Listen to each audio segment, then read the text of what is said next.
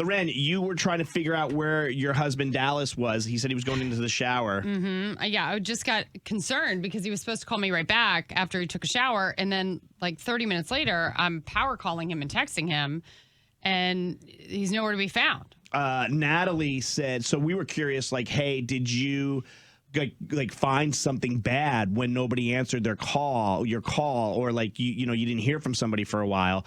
Natalie, you said something happened to your uncle. Go ahead. What was it? Hi. So my uncle actually had fallen off of a ladder and no one was home, and he had broken both ankles and didn't have his phone on him. So he was laying there for a few hours until a neighbor found him and had to call an ambulance and take him to the hospital. So now I get paranoid when anyone in my family gets on the ladder. I bet. Was he like yelling? Is that how the neighbor heard?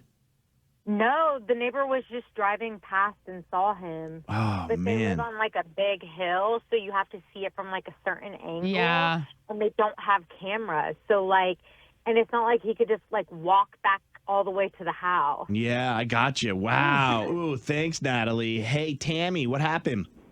Okay, so I own a cleaning business, and I always try to get a hold of my clients either the day before, most of the time the day before, to let them know I'm coming the following day. And I had called this older gentleman several times, never got a hold of him, called him the next morning, never got a hold of him, and said, well, you know what, I'm just going to ride over there anyway. He might be home, he might be gone to breakfast. I get there, no answer. I call the restaurant he always goes to. Mm-hmm. They haven't seen him in 3 days. Mm. And when I got there, I looked through the door, and I could see the top of his head in his recliner, and it turned out he had passed away. Oh, my God. And you were the first and only person to see him.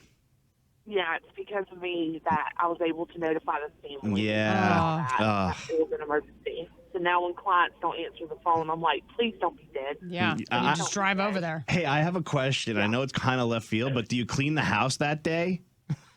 No, I cleaned it after they had an estate sale and all that. And okay. I cleaned it all right. after it was empty. All right. Mr. Johnson, if you don't mind, I'm just going to finish cleaning, okay? It's what I owe you. Just going to go around you. Even in death, Tammy's going to clean. I'm just going to go around you. Thanks. That's funny. That's my last name.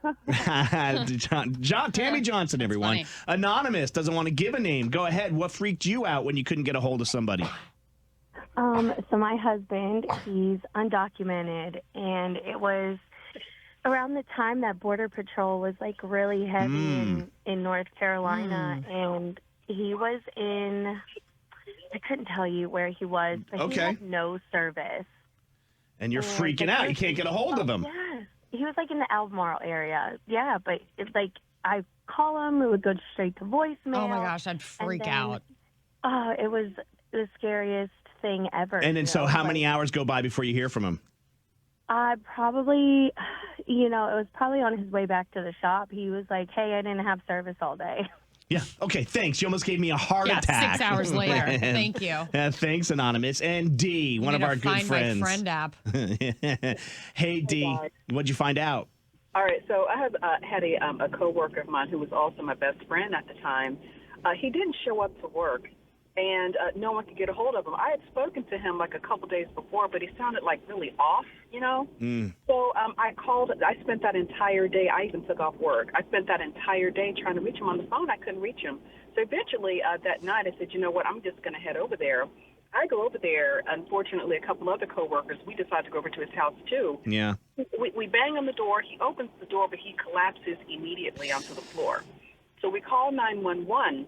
They get him to the hospital. It turns out, unbeknownst to him, he was diabetic. Oh, wow. They told us if we had not gone over to his house and got him to the hospital that night, he would have expired through the night. Wow, D. And I can imagine he's so thankful and indebted to you guys. Absolutely.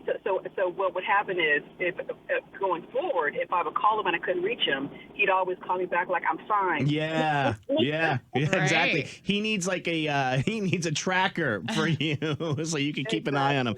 Yeah, thanks, D. Great job for everyone.